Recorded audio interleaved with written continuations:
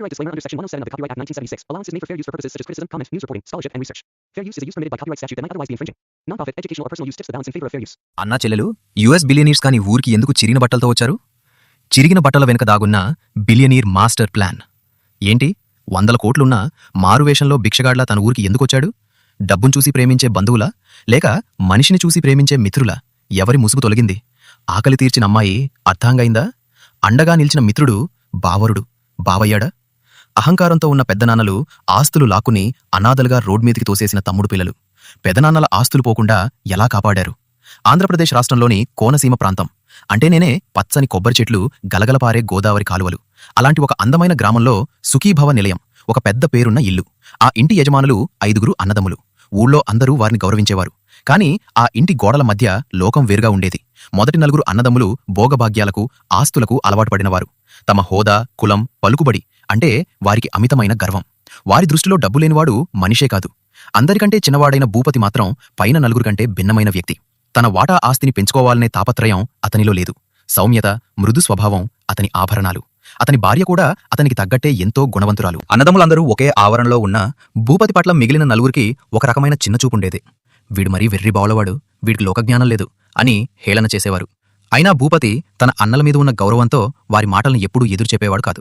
చరణ్, శరణ్యలు ఆ ఇంట్లోనే పుట్టి పెరిగారు. తండ్రి దగ్గర సౌమ్యతను, తల్లి దగ్గర ప్రేమనని నేర్చుకున్నారు. భూపతికి తన అన్నలే ప్రపంచం. కాని ఆ ప్రపంచం తనను త్వరలోనే ఒంటరిని చేయబోతుందని అతను ఊహించలేదు. అది ఒక వర్షాకాలపు సాయంత్రం. దూరపు బంధువుల ఇంట్లో శుభకార్యానికి వెళ్లిన భూపతి దంపతులు తిరిగి ఇంటికి ప్రయాణమయ్యారు. పిల్లలిద్దరూ ఇంట్లోనే ఉన్నారు. కాని ఆ ప్రయాణం వారి జీవితాలను శాశ్వతంగా మార్చేసింది. వర్షం వల్ల రోడ్డు జారిపోవడంతో ఎదురుగా వస్తున్న లారీ భూపతి ప్రయాణిస్తున్న వాహనాన్ని బలంగా ఢీకొట్టింది. ఆ క్షణంలోనే భూపతి, అతని భార్య అక్కడికక్కడే ప్రాణాలు విడిచారు. వార్త వినగానే ఊరంతా ఉలికిపడింది. 12 ఏళ్ల చరణ్, 8 ఏళ్ల శరణ్యలకు అసలు ఏం జరిగిందో కూడా తెలియని పరిస్థితి. చుట్టుపక్కల వారు ఏడుస్తుంటే తమ తల్లిదండ్రులు నిద్రపోతున్నారేమో అనుకుని శరణ్య అమాయకంగా చూస్తుంటే చరణ్ గుండె పగిలేలా రోదించాడు. ఊరి చివర చెరువు గట్టున భూపతి దంపతులకు అంత్యక్రియలు జరిగాయి. ఆ చితిమంటలు ఆరిపోకముందే పెద్దనాన్నల మనసుల్లో స్వార్థపు ఆలోచనలు మొదలయ్యాయి. ఆ పిల్లలకు అండగా నిలవాల్సిన చేతులు వారిని దూరం పెట్టే మార్గాలను వెతకడం ప్రారంభించాయి. తల్లిదండ్రుల రూపంలో ఉన్న నీడ కనుమరుగైంది. చరణ్, శరణ్యలు ఒక అగాధంలో పడిపోయారు. ఆకలి, అవమానం అంటే ఏమిటో తెలియని ఆ చిన్నారుల ముందు ఇప్పుడు ఒక కఠినమైన భవిష్యత్తు ఎదురు. భూపతి దంపతుల దశదిన కర్మలు ముగిశాయి. అంతవరకు ఏదో ఒక సాకుతో బయట ఉన్న పెద్దనాన్నలు ఇక పిల్లల బాధ్యత తమ మీద పడుతుందని గ్రహించారు. ఊరి పెద్దలు, గ్రామస్తులు అందరూ పాపం పిల్లలు చిన్నవాళ్లు, పెద్దనాన్నలే కదా దిక్కు, 5 అన్నదమ్ములు కలిసి ఉన్న కుటుంబం, వీళ్ళని ఎవరో ఒకరు అక్కున చేర్చుకుంటారు అని భావించారు. కాని ఆ 4 అన్నదమ్ములు రహస్యంగా సమావేశమయ్యారు. ఒకవేళ వీళ్ళని మన ఇంట్లో ఉంచుకుంటే రేపు పెద్దయ్యాక భూపతి వాటా ఆస్తి అడుగుతారు. ఇప్పుడు వాళ్ళని కనికరిస్తే భవిష్యత్తులో మన పిల్లల ఆస్తులకు గండిపడుతుంది అని తీర్మానించుకున్నారు. ఒకరోజు సాయంత్రం చరణ్ తన చెల్లెలి చేయి పట్టుకుని పెద్దనాన్న ఇంటికి వెళ్ళాడు. పెద్దనాన్న, ఆకలేస్తోంది, లోపలికి రానేనివరా అని అడిగాడు. కాని ఆ పెద్దనాన్న గుమ్మంలోనే అడ్డుగా నిలబడ్డాడు. చూడు చరణ్, మీ నాన్న చేసిన పుణ్యం చాలు, మాకు ఇప్పటికే చాలా ఖర్చులున్నాయి. మీ కర్మ మీది, మీ దారి మీరు చూసుకోండి అని మొహం మీదే తలుపులు వేసేశాడు. మిగిలిన 3 పెద్దనాన్నల పరిస్థితి కూడా అంతే. ఒకరు మా ఇంట్లో ప్లేస్ లేదు అంటే, మరొకరు మా పిల్లల చదువులకే మాకు సరిపోవడం లేదు అని సాకులు చెప్పారు. కన్నతండ్రి లాంటి పెద్దనాన్నలు కనీసం తలదాచుకోవడానికి నీడ కూడా ఇవ్వకపోవడంతో ఆ పసి హృదయాలు కుంగిపోయాయి. అప్పటి వరకు సుఖీభవ నిలయానికి వారసులుగా ఉన్న పిల్లలు అదే ఇంటి ముందు అనాథలుగా నిలబడ్డారు. పెద్దనాన్నలు వెలివేయడంతో చరణ్, శరణ్యలు తమ పాత రేకుల షెడ్డులాంటి చిన్న ఇంట్లోకి చేరారు. అమ్మానాన్నలు ఉన్నప్పుడు వారు అడిగిందే తడవుగా అన్నీ సమకూరేవి. కాని ఇప్పుడు కాలం మారింది. ఇంట్లో ఉన్న కొద్దిపాటి బియ్యం 2 రోజులకే అయిపోయాయి. 3వ రోజు ఉదయం శరణ్య నిద్రలేస్తూనే, అన్నయ్య, ఆకలేస్తోంది, అమ్మ ఎప్పుడొస్తుంది, అన్నం పెట్టవా అని ఏడుస్తూ అడిగింది. చెల్లెలి కళ్లల్లో నీళ్లు చూసి చరణ్ తట్టుకోలేకపోయాడు. వంటింట్లో డబ్బాలన్నీ వెతికాడు. కనీసం ఒక గుప్పెడు బియ్యం కూడా దొరకలేదు. చరణ్ బయటికి వెళ్లి ఎవరినైనా అడుగుదామనుకున్నాడు. కాని మొన్నటి వరకు గౌరవంగా బతికిన కుటుంబం కావడం వల్ల ఎవరిని అడగాలో తెలియక మనసులోనే కుమిలిపోయాడు. ఊళ్ళో అందరూ చూస్తున్నారు కాని పెద్దనాన్నలే పట్టించుకోలేదు. మనమెందుకు అని కొందరు, పాపం అని మరికొందరు అనుకుంటూ వెళ్లిపోయారే తప్ప ఎవరూ ఒక ముద్ద అన్నం పెట్టడానికి ముందుకు రాలేదు. ఆకలి తట్టుకోలేక శరణ్య నీరసించిపోయింది. చరణ్ దగ్గర ఉన్న ఒకే ఒక పాత గ్లాసులో నీళ్లు పట్టించి, ఇవి తాగి పడుకోవే, రేపు ఖచ్చితంగా అన్నం పెడతాను అని ఆమెను ఓదార్చాడు. కాని తన కడుపులో కలుక్కుమంటున్న ఆకలి కంటే తనను నమ్ముకున్న చెల్లెలి ఆకలి కేకలు చరణ్ను నిలువునా దహించివేశాయి. ఒక 12 ఏళ్ల బాలుడు లోకంలోని క్రూరత్వాన్ని మొదటిసారి ఆకలి రూపంలో రుచి చూశాడు. ఆకలితో అలమటిస్తున్న ఆ 2 పిల్లల స్థితి చూసి కాలం కూడా కన్నీరు పెడుతున్న వేళ ఒక చిన్న పాప రూపంలో దైవం పలకరించింది. శరణ్య స్నేహితురాలు కావేరి. తన స్నేహితురాలు బడికి రాకపోవడం, వాళ్ళింట్లో దీపం వెలగకపోవడం చూసి ఆమె మనసు తల్లడిల్లిపోయింది. కావేరి వాళ్ళది కూడా అంత పెద్ద ఆస్తిపాస్తులున్న కుటుంబం కాదు, కాని ఆమె మనసు మాత్రం మహాసముద్రమంత విశాలమైనది. రాత్రిపూట తన తల్లి వడ్డించిన అన్నాన్ని తినకుండా తన కడుపు నిండిపోయిందని అబద్ధం చెప్పి ఆ అన్నాన్ని జాగ్రత్తగా ఒక పాత గుడ్డలో మూటగట్టింది. అమావాస్య చీకట్లో ఎవరికీ కనిపించకుండా దొంగచాటుగా చరణ్ వాళ్ల పాక దగ్గరికి చేరుకుంది. ఆకలితో స్పృహ తప్పుతున్న శరణ్యం చూసి ఆమె కళ్లల్లో నీళ్లు తిరిగాయి. మూట విప్పి, చరణ్ చరణ్ ఇటు చూడు, అన్నం తెచ్చాను, ముందు ఇది తిను, శరణ్యకు పెట్టు అని చరణ్ను పేరు పెట్టి పిలిచింది. 10 ఏళ్ల కావేరి మాటల్లోని ఆ ధైర్యం, ఆత్మీయత చూసి చరణ్ నోట మాట రాలేదు. ఆమె పెట్టిన ఆ 2 ముద్దలు కేవలం అన్నం కాదు, అది వారి ప్రాణాలను నిలబెట్టిన అమృతం. రేపుకూడా కూడా ఏదో ఒకటి తెస్తాను చరణ్, నువ్వు భయపడకు అని ఆమె చెప్పిన మాటలు ఆ రాత్రివారికి కొండంత అండగా నిలిచాయి. ఆకలి ఒక పాఠాన్ని నేర్పిస్తే అవమానం ఒక ఆశయాన్ని ఇచ్చింది. తన చెల్లెలిని ఎవరో పెట్టిన అన్నం మీద బతికించకూడదని చరణ్ నిర్ణయించుకున్నాడు. నీ తండ్రి అప్పులు చేశాడు. ఆ అప్పులకు నీ తండ్రికి వచ్చిన 10 ఎకరాల వాటాలో 950 సెంట్స్ అమ్మితే నీ తండ్రి చేసిన అప్పులు అన్నీ తీరాయి. ఇంకా మిగిలింది 50 సెంట్స్ భూమి అని తన పెదనాన్నలు ఇచ్చిన తన తండ్రి మిగిల్చిన ఏకైక ఆస్తి ఆ 50 సెంట్ల భూమి. ఆ భూమే ఇప్పుడు చరణ్కు బడి, గుడి, సర్వస్వం. 12 ఏళ్ల వయసు, అంటే ఆటలాడుకునే ఈడు. కానని చరణ్ భుజాన నాగలిపడింది. పొద్దున్నే 4 గంటలకే లేచి చెరువు దగ్గరికి వెళ్లి మొహం కడుక్కుని ఆ చిన్న పొలంలో మట్టితో కుస్తీ పట్టడం మొదలుపెట్టాడు. ఎర్రటి ఎండలో ముఖం మాడిపోతున్నా, కాళ్లకు ముళ్ళు గుచ్చుకుంటున్నా చెల్లెలి ముఖం గుర్తుకు రాగానే ఆ నొప్పి మాయమైపోయేది. పొలంలో పనులు ముగించుకుని ఇంటికి వచ్చి చెల్లెలికి వంట చేసి పెట్టి ఆపై పాత బట్టలు వేసుకుని ప్రభుత్వ బడికి పడిగెత్తేవాడు. బడిలో మాస్టార్లు పాఠాలు చెప్తుంటే చరణ్ కళ్ళు మాత్రం తన 50 సెంట్ల పొలంలో మొలకెత్తే పచ్చని మొక్కల మీద ఉండేవి. ఊరి జనం చరణ్ను చూసి ఆశ్చర్యపోయేవారు. ఈ వయసులో వీడెంత కష్టపడుతున్నాడ్రా అని కొందరు మెచ్చుకుంటే, వీడి చదువెందుకు, కూలీ పనులు చేసుకుంటే పోయేది అని పెద్దనాన్నలు వెకిరించేవారు. కాని చరణ్ ఎవరి మాటలను పట్టించుకోలేదు. తన చెమట చుక్కలతో ఆ 50 సెంట్ల భూమిని పండించి ఆకలిని జయించడమే తన లక్ష్యంగా మార్చుకున్నాడు. చరణ్ వయసు 12 ఏళ్లే కావచ్చు, కాని అతని ఆలోచనలు ఒక కుటుంబ యజమాని కంటే పరిణతి చెందాయి. తన జీవితం ఎలాగైనా పర్వాలేదు కాని తన చెల్లెలు శరణ్య మాత్రం అందరి పిల్లల్లాగే గౌరవంగా బతకాలని అతను కలలు కన్నాడు. చరణ్ ఉదయం తన 50 సెంట్ల పొలంలో బురదతో కుస్తీ పట్టి ఆపై ప్రభుత్వ బడికి వెళ్లి చిరిగిన బట్టలతోనే పాఠాలు వినేవాడు. బడి అయిపోగానే మిగిలిన పిల్లలు ఆడుకోవడానికి వెళ్తే చరణ్ మాత్రం తన పొలంలో పండిన ఆకుకూరలను బుట్టలో సర్దుకుని వీధి వీధి తిరిగేవాడు. ఆకుకూరలమ్మో, తోటకూర, పాలకూర అని అతను అరుస్తుంటే ఆ గొంతులో ఆకలి కంటే చెల్లెలి భవిష్యత్తు పట్ల ఉన్న ఆశ బలంగా వినిపించేది. తన కష్టార్జితంతో రూపాయి పోగు చేసి శరణ్యను పక్క ఊర్లోని పేరున్న ప్రైవేట్ స్కూల్లో చేర్పించాడు. తను చిరిగిన చొక్కాతో ఉన్నా పర్వాలేదు కాని చెల్లెలు మాత్రం తెల్లటి యూనిఫామ్ వేసుకుని బూట్లు వేసుకుని కాన్వెంట్ బస్ ఎక్కుతుంటే ఆ అన్న కళ్లల్లో కనిపించే తృప్తి వర్ణనాతీతం. శరణ్యకు పెన్సిల్ కావాలన్నా, కొత్త పుస్తకం కావాలన్నా చరణ్ ఆ రాత్రి ఒక పూట భోజనం మానేసేవాడు. తన ఆకలిని చంపుకుని చెల్లెలి విద్యాబుద్ధులను పోషించిన ఆ అన్న త్యాగం ఆ ఊరి మట్టికి కూడా తెలుసు. లోకం మొత్తం చరణ్ను ఒక కూలీలా చూస్తుంటే అతనిలోని నిజాయితీని, కష్టాన్ని గుర్తించిన ఒకే ఒక్కడు కళ్యాణ్. చరణ్ కంటే 2-3 ఏళ్లు పెద్దవాడైన కళ్యాణ్ ఊళ్ళో అందర్లా కాకుండా కొంచెం చురుకైనవాడు, ఆలోచనాపరుడు. ఒకరోజు మండుటెండలో చరణ్ ఒక్కడే పొలం దున్నలేక రొప్పుతుంటే కళ్యాణ్ వచ్చి నాగలి అందుకున్నాడు. ఒరే చరణ్, నువ్వు చిన్నపిల్లాడివిరా, ఇంత కష్టం నీవల్ల కాదు, నేనున్నాగా సాయానికి అని భుజం తట్టాడు. అప్పటినుండి కళ్యాణ్ చరణ్కు నీడలా మారిపోయాడు. చరణ్ కష్టం, కళ్యాణ్ల్యాన్ తోడు, శరణ్య ముద్దుముచ్చట్లు. ఆ 50 సెంట్ల పొలమే వారికి ప్రపంచమైంది. సాయంత్రం వేళల్లో పొలం గట్టు మీద కూర్చుని ముగ్గురు భవిష్యత్తు గురించి మాట్లాడుకునేవారు. కావేరి కూడా అప్పుడప్పుడు వచ్చి తన వంతు సాయం చేస్తూ వారికి ధైర్యం చెప్పేది. కళ్యాణ్ కేవలం సాయం చేయడమే కాదు, చరణ్ను చదువుకోమని ప్రోత్సహించేవాడు. నువ్వు చదివి పెద్దోడు కావాలరా, అప్పుడే ఈ పెద్దనాన్న నోళ్ళనాన్నల నోళ్లు మూతపడతాయి అని ధైర్యమిచ్చేవాడు. అలా ఆ పచ్చని పొలం సాక్షిగా పేదరికంలో పుట్టిన ఒక గొప్ప స్నేహబంధం బలపడింది. చరణ్ శరణ్యలకు లోకంలో తమకంటూ ఒక అన్న ఉన్నాడన్న నమ్మకాన్ని కళ్యాణ్ కలిగించాడు. కాలం ఎవరికోసం ఆగదు, కాని కష్టపడేవాడికి కాలమే దాసోహమంటుంది. చరణ్ 10 ఏళ్ల కష్టం ఒక యజ్ఞంలా సాగింది. పగలు ఎండలో పొలం పనులు, సాయంత్రం ఆకుకూరల అమ్మకాలు. ఇవన్నీ ముగిశాక రాత్రిపూట అందరూ నిద్రపోతుంటే చరణ్ మాత్రం తన చిన్న పాకలో నూనె దీపం ముందు కూర్చునేవాడు.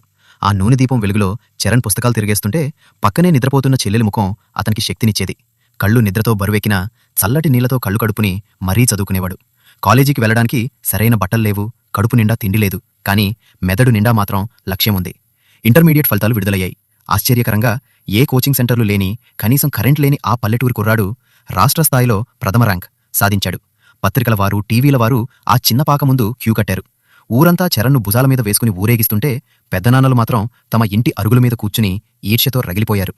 ర్యాంకొస్తే ఏమొస్తుంది, చదవడానికి చిల్లిగవ్వలేదు, రేపు ఎవడో ఒకటి దగ్గర జీతగాడ్లా చేరాల్సిందే, వీడేం పుడుస్తాడులే అని వెక్కిరించారు.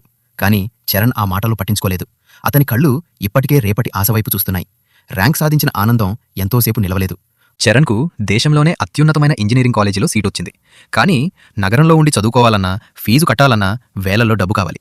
ప్రభుత్వ స్కాలర్షిప్ వచ్చినా ప్రాథమిక ఖర్చులకు డబ్బు సర్దుబాటు కావడం లేదు. చరణ్ ముందున్నది ఒకటే మార్గం. తన తండ్రి ఆఖరి గుర్తుగా మిగిలిన ఆ 50 సెంట్ల భూమి. అది కేవలం భూమి కాదు, తన బాల్యం, తన చెమట, తన అమ్మా నాన్నల ఆత్మ తిరుగాడే చోటు. కానీ చెల్లెలి భవిష్యత్తు కోసం, తన చదువు కోసం ఆ భూమిని అమ్మేయాలని నిర్ణయించుకున్నాడు. ఆ నిర్ణయం తీసుకున్న రాత్రి చరణ్ ఆ పొలం గట్టుమీద పడుకుని వెక్కి వెక్కి ఏడ్చాడు. భూమి అమ్మగా వచ్చిన డబ్బుతో శరణ్యను ఒక మంచి హాస్టల్లో చేర్పించాడు. తను ఊరు విడిచి నగరం వెళ్లే రోజు వచ్చింది. బస్టాండ్లో కళ్యాణ్ ఒకడే చరణ్ చేతులు పట్టుకుని, వెళ్ళిరా చరణ్, నువ్వు గొప్పోడివి కావాలి, శరణ్య బాధ్యత నేను చూసుకుంటాను అని ధైర్యం చెప్పాడు. చరణ్ బస్సెక్కుతుండగా దూరంగా నిలబడి చూస్తున్న కావేరి దగ్గరికి వెళ్ళాడు. ఆమె కళ్లల్లో నీళ్లు సుడులు తిరుగుతున్నాయి. 10 ఏళ్లుగా చరణ్ కష్టంలో తోడున్న కావేరి ఇప్పుడు అతను వెళ్ళిపోతుంటే భరించలేకపోయింది. చరణ్, వెళ్తున్నావా అని అడిగింది. ఆమె గొంతులో వణకు చరణ్ను కదిలించింది. వెళ్ళొస్తాను కావేరి, నేను ఎక్కడున్నా ఏం చేస్తున్నా నీకు ఎప్పటికీ రుణపడి ఉంటాను అని చెప్పి వెనుతిరగకుండా బస్సెక్కేశాడు. ఆ బస్సు వెళ్తున్నంతసేపు కావేరి అక్కడే నిలబడి చూస్తూనే ఉంది. చరణ్ తీసుకున్న నిర్ణయం అందర్నీ ఆశ్చర్యపరిచింది. తన కన్నవారే వెలివేసిన ఆ ఊర్లో సానుభూతి మధ్య బతకడం అతనికి ఇష్టం లేదు. అందుకే ఒక అర్ధరాత్రి ఎవరికీ చెప్పకుండా ప్రయాణమయ్యాడు. శరణ్యను నమ్మకమైన హాస్టల్లో చేర్చి ఆమె చదువుకు కావాల్సిన ఏర్పాట్లు చేశాడు. కళ్యాణ్ కావేర్లకు తను వెళ్తున్నానని తెలుసు కానీ ఎక్కడికి వెళ్తున్నాడో మాత్రం చెప్పలేదు. నేను ఓడిపోయి తిరిగిరాను, గెలిచిన రోజే ఈ గడ్డ మీద అడుగుపెడతాను, అప్పటి వరకు నా గురించి ఎవరికీ ఏ సమాచారం వద్దు అని కళ్యాణ్తో ఒట్టు వేయించుకున్నాడు. హైదరాబాద్ లాంటి మహానగరంలో చరణ్ ఒక చిన్న కీటకంలా మారిపోయాడు. చేతిలో ఉన్న కొద్దిపాటి డబ్బులు హాస్టల్ ఫీజులకే సరిపోయాయి. తలదాచుకోవటానికి ఒక చిన్న గది, తోడుగా తన పుస్తకాలు తప్ప మరెవరూ లేరు. తన ఊరి పచ్చదనం చదనం, కావేరి పలకరింపు, కళ్యాణ్ సాయం అన్నీ జ్ఞాపకాల్లోనే మిగిలిపోయాయి. రద్దీగా ఉండే నగర వీధుల్లో తిరుగుతున్న చరణ్ కళ్ళు మాత్రం ఇంజనీరింగ్ కాలేజ్ గేట్ల వైపే చూస్తున్నాయి. తన గతాన్ని పూర్తిగా కప్పిపెట్టి ఒక కొత్త చరణ్గా మారడానికి అతను సిద్ధమయ్యాడు. నగరంలో చరణ్ జీవితం ఒక పోరాటంలా సాగింది. ఉదయం కాలేజ్, సాయంత్రం ఒక హోటల్లో బిల్లింగ్ సెక్షన్, రాత్రి సెక్యూరిటీ గార్డ్గా పనులు చేస్తూ చదువుకున్నాడు. రోజుకు కేవలం 4 గంటలు మాత్రమే నిద్రపోయేవాడు. అతని కాలేజీలో అందరూ ధనవంతులు పిల్లలే, కార్లలో వచ్చేవారు. కానీ చరణ్ నలిగిపోయిన చొక్కా వేసుకున్న అతని మేధస్సు ముందు అందరూ తలవంచాల్సిందే. ప్రతి సెమిస్టర్లోనూ టాపర్గా నిలిచాడు. ఫైనల్ ఇయర్ రాగానే ప్రపంచ ప్రఖ్యాతిగాంచిన ఒక అమెరికన్ సాఫ్ట్వేర్ సంస్థ క్యాంపస్ ఇంటర్వ్యూకు వచ్చింది. 100 మందిలో చరణ్ పదునైన సమాధానాలు, అతని కోడింగ్ స్కిల్స్ చూసి ఆ కంపెనీ ప్రతినిధులు మంత్రముగ్ధులయ్యారు. కోట్లలో ప్యాకేజ్ ఆఫర్ చేస్తూ అమెరికా రమ్మని ఆహ్వానించారు. చరణ్ కేవలం తను ఎదగడమే కాదు, హాస్టల్లో ఉన్న శరణ్యను ఎప్పటికప్పుడు ఫోన్లో ప్రోత్సహిస్తూ ఉండేవాడు. అన్నపడ్డ కష్టాన్ని కళ్లారా చూసిన శరణ్య కూడా కష్టపడి చదివి తను కూడా ఒక మంచి సాఫ్ట్వేర్ ఇంజనీర్గా ఉద్యోగం సంపాదించింది. 10 ఏళ్ల క్రితం చిరిగిన సంచితో ఊరు విడిచిన చరణ్ ఇప్పుడు విమానం ఎక్కి విదేశాలకు ప్రయాణమయ్యాడు. అతని కళ్లలో గెలుపు కనిపిస్తోంది. కాని మనసులో మాత్రం ఇంకా ఆ 50 సెంట్ల భూమి, ఆకలి వేసినప్పుడు కావేరి పెట్టిన అన్నం వాసన అలాగే ఉన్నాయి. అమెరికా వెళుతున్న తన గమ్యం మాత్రం తన సొంతూరే అని అతనికి తెలుసు. అమెరికాలో 10 ఏళ్లు గడిచిపోయాయి. చరణ్ ఇప్పుడు కేవలం ఒక ఉద్యోగి మాత్రమే కాదు, సిలికాన్ వ్యాలీలో పేరున్న ఒక సాఫ్ట్వేర్ కంపెనీకి యజమాని. అతని మేధస్సు, రాత్రింబవలు చేసిన కష్టం అతన్ని కోటీశ్వరుడిగా మార్చాయి. న్యూయార్క్ నగరంలోని ఎత్తైన భవనంలో అతని ఆఫీస్, చేతి కింద 1000 మంది ఉద్యోగులు, అత్యాధునిక కార్లు, విలాసవంతమైన భవనం. లోకానికి అతను ఒక గొప్ప వ్యాపారవేత్త. ఎంతటి ఐశ్వర్యంలో ఉన్నా చరణ్ తన మూలాలను ఎప్పుడూ మర్చిపోలేదు. ఖరీదైన డైనింగ్ టేబుల్ మీద రకరకాల వంటకాలు ఉన్నా అతనికి మాత్రం ఆ పాత రేకుల షెడ్డులో కావేరి చేత్తో పెట్టిన ఆ చద్ది అన్నం ముఖ రుచే గుర్తొచ్చేది. శరణ్య, మన దగ్గరిప్పుడు కోట్లున్నాయి, కానీ ఆనాడు కావేరి పెట్టిన ఆ అన్నం విలువతో ఈ కోట్లు సరితూగుతాయా అని అప్పుడప్పుడు చెల్లెలితో అంటూ ఉండేవాడు వాడు. శరణ్య కూడా ఒక గొప్ప హోదాలో ఉంది. ఇద్దరూ సంపాదించిన ఆ సంపాదనలో సంతోషం కంటే తమ ఊరి మీద, తమను ఆదుకున్న ఆ 2 మిత్రుల కళ్యాణ్, కావేరి మీద ఉన్న మమకారమే ఎక్కువగా ఉండేది. చరణ్ మనసు ఇప్పుడు ఆ పచ్చని కోనసీమ వైపు పరుగులు తీస్తోంది. చరణ్ జీవితం అభివృద్ధి పదంలో ఉంటే అటు కోనసీమలో అతని పెద్దనాన్నల పరిస్థితి తలకిందులైంది. అహంకారం మనిషిని నాశనం చేస్తుంది అనడానికి వారి జీవితాలే నిదర్శనంగా మారాయి. ఆనాడు ఆస్తి కోసం తమ్ముడు పిల్లలు గెంటేసిన ఆ 4 అన్నదమ్ములు ఇప్పుడు ఆ ఆస్తిని కాపాడుకోలేక విలవిల్లాడుతున్నారు. వారి కొడుకులు వ్యసనాలకు బానిసై తండ్రులు సంపాదించిన పొలాలను, ఇళ్లను తాకట్టు పెట్టేశారు. పైకి ఊళ్ళో పెద్ద మనుషులుగా తిరుగుతున్నా లోపల మాత్రం వారు అప్పుల ఊబిలో కూరుకుపోయారు. సుఖీభవ నిలయం గోడలు బీటలు వారాయి. ఇంట్లో తిండికి లేకపోయినా బయట మాత్రం పట్టు వస్త్రాలు వేసుకుని తిరుగుతూ గతాన్ని నెట్టుకొస్తున్నారు. ఉన్న ఆస్తి కంటే వారి కొడుకులు చేసిన అప్పులే రెట్టింపయ్యాయి. అప్పుల వాళ్లు ఇంటిమీదకు వస్తుంటే ఊళ్ళో పరువు ఎక్కడ పోతుందో అని గడగడ వణికిపోతున్నారు. ఆనాడు భూపతి పిల్లలు గెంటినప్పుడు వారు నవ్వుకున్నారు. కానీ ఇప్పుడు తమ సొంత కొడుకులే తమ మాట వినకుండా ఆస్తును తగలేస్తుంటే అది తమ కర్మఫలమని వారు గుర్తించలేకపోతున్నారు. ఒకప్పటి గర్వపోతులు ఇప్పుడు నిస్సహాయ స్థితిలో ఉన్నారు. చరణ్ వెళ్ళిపోయాక కావేరి జీవితం అనుకోని మలుపులు తిరిగింది. చరణ్ ఒక గొప్ప ప్రయోజకుడై వస్తాడన్న నమ్మకం తనకి ఉన్నా తన సొంత జీవితం మాత్రం చీకటిమయమైంది. కావేరి బాగా చదువుకోవాలని ఆశపడింది. కానీ విధి సహకరించలేదు. తండ్రికి పక్షవాతం రావడం, తల్లి అనారోగ్యం పాలవడంతో ఇంటి బాధ్యత మొత్తం ఆమె భుజాల మీద పడింది. తన పుస్తకాలు అటకెక్కించి చదువుకు స్వస్తి చెప్పి పొలం పనులకు వెళ్లడం మొదలుపెట్టింది. రోజంతా ఎండలో కూలీ పనులు చేస్తున్నా ఆమె మనసు మాత్రం చరణ్ చుట్టూనే తిరిగేది. చరణ్ ఎక్కడున్నాడో ఎలా ఉన్నాడో తనకు తెలీదు. కాని తను ఆకలితో ఉన్నప్పుడు పెట్టిన ఆ ముద్దన్నం చరణ్ను ఎక్కడికైనా నడిపిస్తుందని ఆమె నమ్మింది. ఎవరైనా పెళ్లి ప్రస్తావన తెచ్చినా చరణ్ వస్తాడు అన్న చిన్న ఆశతో వాటన్నింటినీ తిరస్కరించేది. తన పరిస్థితి దిగజారుతున్నా చరణ్ పట్ల ఆమెకున్న అభిమానం ఏమాత్రం తగ్గలేదు. అప్పుడప్పుడు చరణ్ పొలంగట్టు దగ్గరికి వెళ్లి "నువ్వు ఎక్కడున్నా బాగుండాలి చరణ్" అని మనసులో కోరుకునేది. 10 ఏళ్లు. ఒక సుదీర్ఘ నిరీక్షణ ముగిసింది. చరణ్, శరణ్యలు అమెరికా నుండి భారతదేశానికి చేరుకున్నారు. ఇప్పుడు వారు కేవలం అనాథరు కాదు, ఒక పెద్ద సామ్రాజ్యానికి అధిపతులు. విమానాశ్రయం నుండి కోనసీమకు వస్తున్నప్పుడు చరణ్ కలలో తెలియని ఉద్వేగం. ఊరి పొలిమేరల్లో ఉన్న పచ్చని చేలు చూస్తుంటే తన తండ్రి గుర్తొచ్చాడు. కాని చరణ్ ఒక నిర్ణయం తీసుకున్నాడు. తను నేరుగా తన హోదాను ప్రదర్శిస్తూ ఊళ్ళోకి వెళ్లకూడదని భావించాడు. ఊరికి దగ్గరగా ఉన్న ఒక చిన్న పట్టణంలో ఒక పెద్ద బంగ్లా కొన్నారు. ఆ బంగ్లాలో దిగారు. "శరణ్య, మనం ఈ 10 ఏళ్లలో ఏం సాధించామో ఊరివాళ్లకు చెప్పడం ముఖ్యం కాదు. మనం కష్టాల్లో ఉన్నప్పుడు మనల్ని వెలివేసిన వాళ్లు ఇప్పుడు ఎలా ఉన్నారో, మనల్ని ప్రేమించిన వాళ్లు ఏ స్థితిలో ఉన్నారో తెలుసుకోవాలి" అని చరణ్ చెప్పాడు. తన మిత్రుడు కళ్యాణ్కు కాని, దేవతలాంటి కావేవేరికి కాని తను వచ్చిన విషయం తెలియనివ్వలేదు. తన రాకను ఒక రహస్యంగా ఉంచి ఒక సామాన్యుడిలా తన ఊరి గడప తొక్కాలని చరణ్ సిద్ధమయ్యాడు. ఆ రాత్రి చరణ్కు నిద్రపట్టలేదు. రేపు తను చూడబోయే మనుషుల నిజస్వరూపం ఎలా ఉంటుందో అన్న ఆలోచన అతడిని ఉక్కిరిబిక్కిరి చేసింది.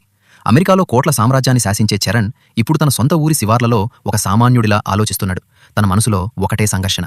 ఈ 10 ఏళ్లలో మనుషులు మారారా, లేక ముసుగులు మార్చుకున్నారా? "చూడు శరణ్య" అంటూ చరణ్ తన చెల్లెలికి నచ్చచెప్పాడు.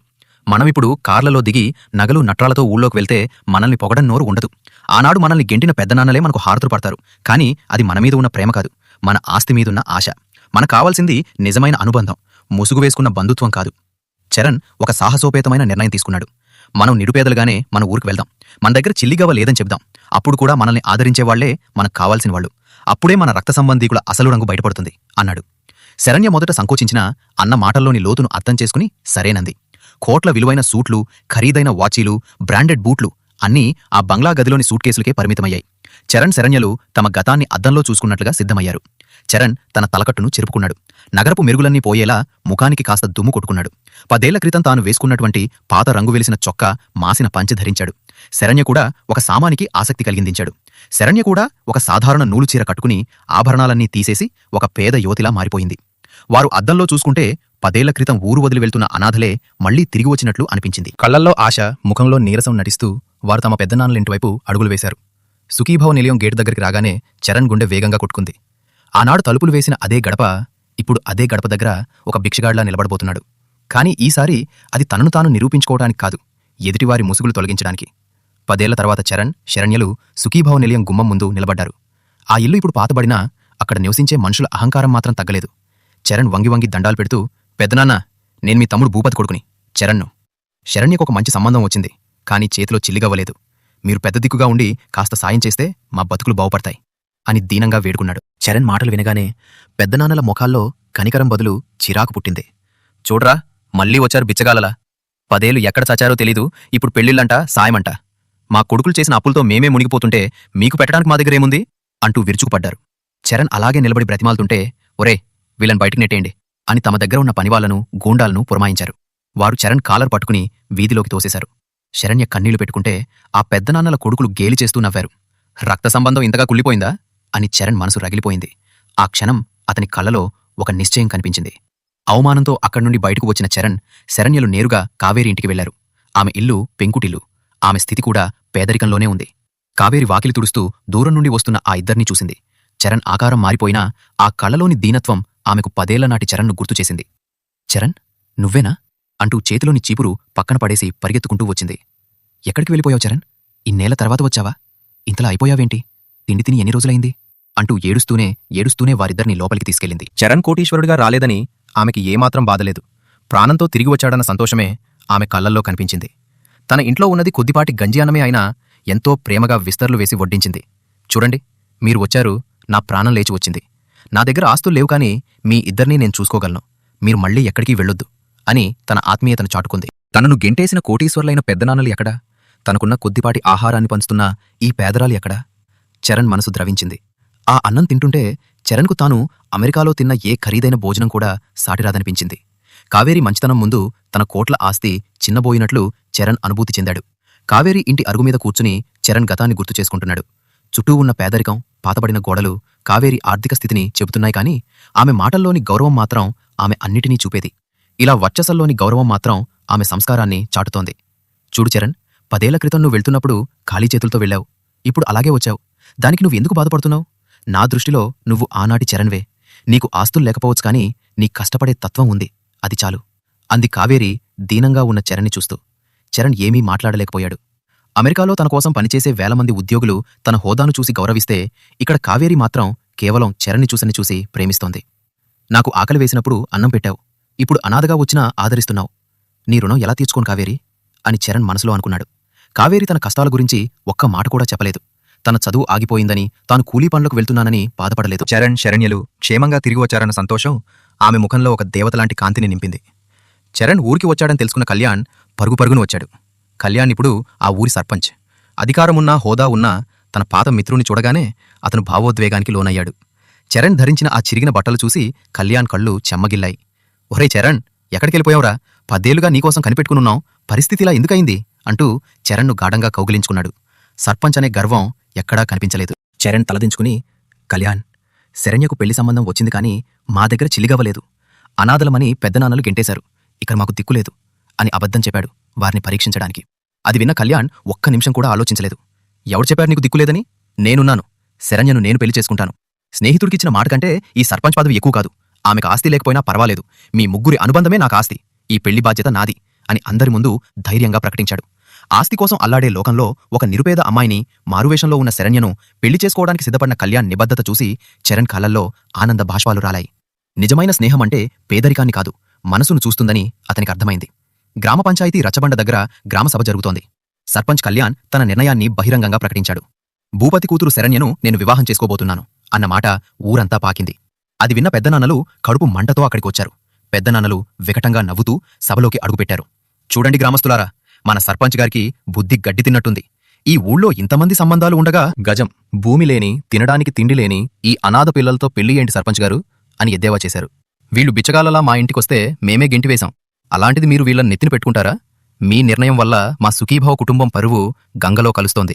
వీళ్లకు కనీసం పెళ్లికి వేసుకునే బట్టలు కూడా మా ఇల్లు దానం చేయాల్సిందే అంటూ నోటికొచ్చినట్టు వాగారు. కళ్యాణ్ మాత్రం చెల్లించలేదు. నాకు పరువు అంటే ఆస్తి కాదు, మనిషి వ్యక్తిత్వం.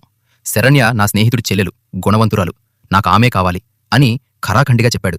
చరణ్ పక్కనే నిలబడి ఇదంతా మౌనంగా గమనిస్తూ తన రక్త సంబంధీకుల రాతి గుండెలను చూసి లోలోపల నవ్వుకున్నాడు. సరిగ్గా పెద్దనాన్నలు చరణ్ను శరణ్యను అవమానిస్తున్న తరుణంలో దూరం నుండి సైరన్ల శబ్దం వినిపించింది.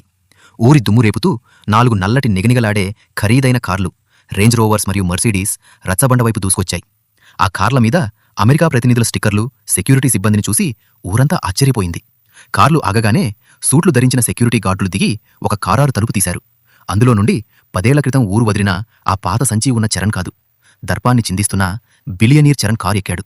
అప్పటికప్పుడు మారువేషం తీసేసి తల దర్పాన్ని ప్రదర్శిస్తూ సూటు ధరించిన చరణ్ను చూసి ఊరంతా నోరెళ్లబెట్టింది. కార్లలో నుండి వచ్చిన అసిస్టెంట్లు, సార్ మీ ఫోన్ అంటూ చరణ్కు బంగారు రంగు ఐఫోన్ అందించారు.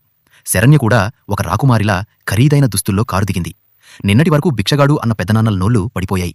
వారు అప్పులు తీసుకున్న బ్యాంక్ మేనేజర్లు కూడా ఆ కార్ల వెనుక వచ్చి చరణ్కు వంగి వంగి దండాలు పెట్టడం చూసి పెద్దనాన్నల కాళ్లు వనకడం మొదలయ్యాయి. మీరు గెంటేసిన ఈ అనాథ ఇవాళ ఈ జిల్లానే కొనగలడు అన్నట్టుగా చరణ్ చూపులున్నాయి. ఆ క్షణం 10 ఏళ్ల కష్టానికి, నిరీక్షణకు దక్కిన అసలైన గౌరవం ఊరంతా ప్రతిధ్వనించింది. గ్రామసభలో నిశ్శబ్దం రాజ్యమేల్తోంది. చరణ్ ధరించిన ఖరీదైన సూటు, అతని వెనుక ఉన్న అంగరక్షకులు, సైరన్ల హోరు ఇవన్నీ చూసి గ్రామస్తులు ఒక కలకంటున్నట్లుగా నిలబడిపోయారు. చరణ్ తన అసిస్టెంట్ తెచ్చిన ట్యాబ్ చూపిస్తూ పెద్దనాన్నల వైపు తిరిగాడు. పెద్దనాన్న, మీరు గెంటేసిన ఈ బిచ్చగాడెవరో తెలుసా? మీ అప్పుల వల్ల మీ ఇల్లు, పొలాలు వేలానికి రాకుండా ఆపిన బ్యాంక్ చైర్మన్ నాకు అత్యంత ఆప్తమిత్రుడు. మీ కొడుకులు చేసిన కోట్ల అప్పుల బాధ్యత నా కంపెనీయే తీసుకుంది. అంటే ఈ నిమిషం మీరు ఉంటున్న సుఖీభవ నిలయం కూడా పరోక్షంగా నాదే అన్నాడు గాంభీర్యంగా.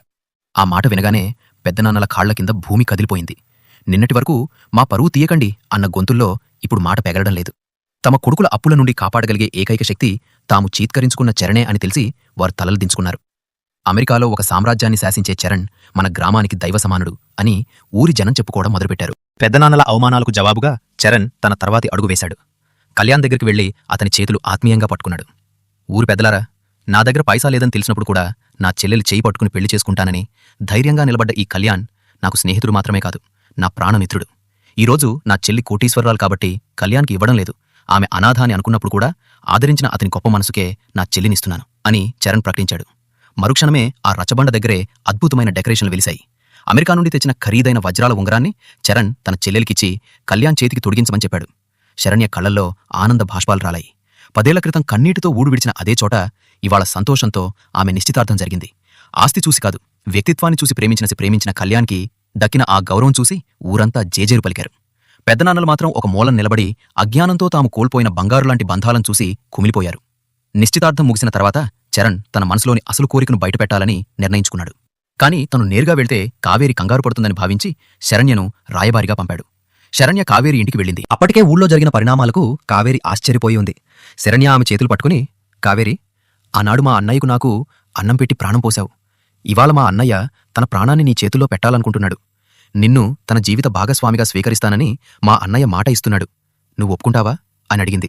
చరణ్ పంపిన సందేశం విని కావేరి నిర్వేదంలో మునిగిపోయింది. నువ్వు అడిగింది పెట్టి నా ఆకలి తీర్చావు. ఇప్పుడు నా జీవితాంతం నీకు తోడుగా ఉండి నీ రుణం తీర్చుకోవాలనుకుంటున్నాను. నన్ను పెళ్లి చేసుకుంటావా అన్న చరణ్ మాటలు ఆమె గుండెల్లో ప్రతిధ్వనించాయి. 10 ఏళ్ల నిరీక్షణకు ఇంతటి అద్భుతమైన ప్రతిఫలం లభిస్తుందని ఆమె ఊహించలేదు. కావేరిని కలవటానికి చరణ్ స్వయంగా ఆమె ఇంటికి వచ్చాడు. తన ఖరీదైన కారును దూరంగా ఆపి నడుచుకుంటూ వచ్చి ఆమె ముందు నిలబడ్డాడు. చరణ్ను చూడగానే కావేరి కళ్ళలో నీళ్లు తిరిగాయి. కాని ఆమె వెనకడుగు వేసింది. చరణ్, వద్దు. నిన్నటి వరకు నువ్వు నా చరణ్వే అనుకున్నాను. కాని ఇప్పుడు నువ్వు కోట్లు ఉన్న కోటీశ్వరుడివి. నేను మట్టిలో పనిచేసే సామాన్యమైన కూలీని. నీ అంతస్తు ఎక్కడ? నా బతుకు ఎక్కడ? మనకిద్దరికీ అసలు పొంతన లేదు. నీ స్థాయికి తగ్గ అమ్మాయిని పెళ్లి చేసుకో అని సంకోచంతో చెప్పింది. చరణ్ ఆమె దగ్గరికి వెళ్లి శ్రమతో కాయలు కాచిన ఆమె చేతులను తన చేతుల్లోకి తీసుకున్నాడు. అంతస్తు అంటే డబ్బు కాదు కావేరి. ఆపదలో ఉన్న మనిషికి అన్నం పెట్టే గుణం. నా దగ్గరిప్పుడు కోట్లు ఉండొచ్చు. కాని నేను ఆకలితో చచ్చిపోయే స్థితిలో ఉన్నప్పుడు నువ్వు పెట్టిన ఆ అన్నం ముద్దే నన్ను ఇక్కడ వరకు నడిపించింది. ఆనాడు నా ప్రాణం పోసిన దానివి నువ్వు. ఇప్పుడు నా ప్రాణం నీవే కావేరి. ఈ చరణ్ ఎప్పటికీ నీవాడే అని కళ్లల్లో నీళ్లతో నచ్చజెప్పాడు. చరణ్ మాటల్లోని నిజాయితీ, తన పట్ల ఉన్న అచంచలమైన అనురాగం చూసి కావేరి మౌనంగా తలూపింది. ఆ క్షణం పేదరికానికి ఐశ్వర్యానికి మధ్య ఉన్న అడ్డుగోడలు కూలిపోయి స్వచ్ఛమైన ప్రేమ గెలిచింది. చరణ్ సాధించిన విజయం, అతను చూపిన ఉదారత చూశాక పెద్దనాన్నల అహంకారం మంచులా కరిగిపోయింది. తాము చేసిన పాపం ఎంతటిదో వారికి అర్థమైంది. 4 పెద్దనాన్నలు తమ కొడుకులతో కలిసి చరణ్ దగ్గరకు వచ్చారు. ఆనాడు పిల్లలను గెంటేసిన అదే చేతులతో ఇవాళ చరణ్ కాళ్లు పట్టుకున్నారు. చరణ్, ఆస్తి పిచ్చితో కళ్ళు మూసుకుపోయి మా రక్త సంబంధాన్ని మేమే నరికేసుకున్నాం. మమ్మల్ని క్షమించు బాబు అని వెక్కి వెక్కి ఏడ్చారు. చరణ్ వారిని వారించి పైకి లేవనెత్తాడు. పెద్దనాన్న, రక్త సంబంధం అంటే ఆస్తులు పంచుకోవడమే అనుకున్నారు మీరు. కాని అసలైన బంధం అంటే కష్టాన్ని పంచుకోవడం. మీరు నన్ను ఆనాడు తరిమేయబట్టే ఇవాళ ప్రపంచాన్ని జయించగలిగాను అన్నాడు. వారిమీద ద్వేషం పెంచుకోకుండా వారి ఆస్తుల మీద ఉన్న అప్పులన్నింటినీ చరణ్ తీసేశాడు. ఇప్పుడు మీరు అప్పుల బాధలో లేరు. ఇప్పటికైనా మనుషులను ప్రేమించడం నేర్చుకోండి అని వారికి కొత్త జీవితాన్ని ప్రసాదించాడు. చరణ్ సంస్కారానికి ఆ పెద్దనాన్నలు తలవంచక తప్పలేదు. కోనసీమ గ్రామం ఎన్నడూ చూడని రీతిలో ముస్తాబైంది. సుఖీభవ నిలయం ఆవరణలో పండిళ్లు వేశారు. ఊరంతా పండగ వాతావరణం నెలకొంది. ఒకే ముహూర్తానికి ఒకే వేదికపై 2 జంటలు పెళ్లిపీటలెక్కిన దృశ్యం అందర్నీ కదిలించింది. ఒకవైపు శరణ్య కళ్యాణ్, మరొకవైపు చరణ్ కావేరి. కళ్యాణ్ నిజాయితీకి, కావేరి నిస్వార్థమైన ప్రేమకు దక్కిన ప్రతిఫలమిది. చరణ్ స్వయంగా నిలబడి తన చెల్లెలి పెళ్లి జరిపించడమే కాకుండా తన ఆకలి తీర్చిన కావేరి మెడలో 3 ముళ్ళు వేసి ఆమెను తన జీవితేశ్వరిని చేసుకున్నాడు. పెళ్లి ముగిశాక చరణ్ తన తల్లిదండ్రుల జ్ఞాపకార్థం ఒక పెద్ద ట్రస్ట్ను ప్రకటించాడు. భూపతి సుమతి మెమోరియల్ ట్రస్ట్ పేరుతో గ్రామంలో ఒక ఉచిత ఆసుపత్రిని, ఆధునిక పాఠశాలను నిర్మిస్తానని మాట ఇచ్చాడు. తన తండ్రికి ఇష్టమైన ఆ 50 సెంట్ల భూమిని తిరిగి కొని అక్కడ ఒక అద్భుతమైన స్మృతివనాన్ని నిర్మించాడు. గ్రామంలో అందరి ఆశీస్సులు తీసుకుని చరణ్ కావేరిని గౌరవంగా అమెరికా తీసుకెళ్లడానికి సిద్ధమయ్యాడు. వెళ్తున్నప్పుడు కావేరి తన పాత ఇంటివైపు చూస్తుంటే చరణ్ ఆమె చెయ్యి పట్టుకుని, కావేరి, ఆనాడు నువ్వు పెట్టిన అన్నం నన్ను ఒక మనిషిగా నిలబెడితే ఇవాళ నీ తోడు నన్ను ఒక విజేతగా నిలబెడుతుంది అన్నాడు. విమానం ఆకాశంలోకి ఎగురుతుంటే చరణ్ కింద ఉన్న పచ్చని కోనసీమను చూస్తూ చిరునవ్వు చిందించాడు. ఆస్తులు వెతుక్కుంటే వస్తాయి, కాని ఆకలితో ఉన్నప్పుడు తోడు నిలిచే అనుబంధం మాత్రం అదృష్టం ఉన్నవారికే దొరుకుతుంది. ఆకలి తీర్చిన ఆ అనుబంధమే చరణ్ జీవితానికి శాశ్వతమైన వెలుగునిచ్చింది. చరణ్ కావేరిని తీసుకుని అమెరికా వెళ్ళాక కళ్యాణ్కి ఫోన్ చేసి, కళ్యాణ్ బావా, మనకు దగ్గరగా ఉన్న సిటీలో ఒక పెద్ద బంగ్లా కొన్నాం. అది నా చెల్లెల పేరు మీదుంది. అంటే ఆ బంగ్లా మీది మీరు పిల్లల చదువులకు సిటీలో ఉండాల్సి వస్తే అక్కడే ఉంటూ పిల్లలను చదివించుకోవచ్చు బావా. ఈలోపు ఆ బంగ్లాని ఎవరికైనా అద్దెకివ్వండి, లేదా మీరు ఏ విధంగా వాడుకోవాలనుకుంటున్నారో ఆ విధంగా యూజ్ చేసుకోండి అని చెప్పాడు. ఒకరోజు శరణ్య తన భర్తను తీసుకుని సిటీలో ఉన్న బంగ్లాకి వెళ్లారు. ఆ బంగ్లా చూసి, ఇంత పెద్ద బంగ్లా నీకోసం కొన్నాడా మీ అన్నయ్య అని అన్నాడు కళ్యాణ్. అందుకు శరణ్య, లేదండి, నాకోసం ఈ బంగ్లా కొనలేదు. ఈ బంగ్లా నీకోసమే కొన్నాడు. నన్ను మీరు పెళ్లి చేసుకున్నా చేసుకోకపోయినా ఈ బంగ్లా మీ పేరు మీదకి చేరేది. ఎందుకంటే ఆ రోజు కొనేటప్పుడు నీ పేరు మీదే రిజిస్ట్రేషన్ చేద్దామనుకున్నాం. కానీ అప్పుడు మేము తీసుకున్న నిర్ణయానికి మీ పేరు మీద చేయించలేకపోయాం. తప్పనిసరి పరిస్థితిలో నా పేరు మీద ఈ బంగ్లాని కొన్నాడు అన్నయ్య అంటూ కళ్యాణ్ భుజం మీద తలవాల్చింది. నిజమైన ఐశ్వర్యం అంటే గ్యారేజీలో ఉన్న కార్లు కాదు, మనం ఏమీ లేని స్థితిలో ఉన్నప్పుడు మనల్ని ఆదరించే మనుషులు. చరణ్ సామాన్యుడిలా వెళ్లడం వల్లే అతనికి బంగారం లాంటి స్నేహితుడు, దేవతలాంటి భార్య దొరికారు. కామెంట్లో మీ అభిప్రాయం చెప్పండి. వీడియో నచ్చితే లైక్ చేయండి. ఇలాంటి థ్రిల్లింగ్ కథల కోసం సబ్స్క్రైబ్ చేయడం మర్చిపోవద్దు.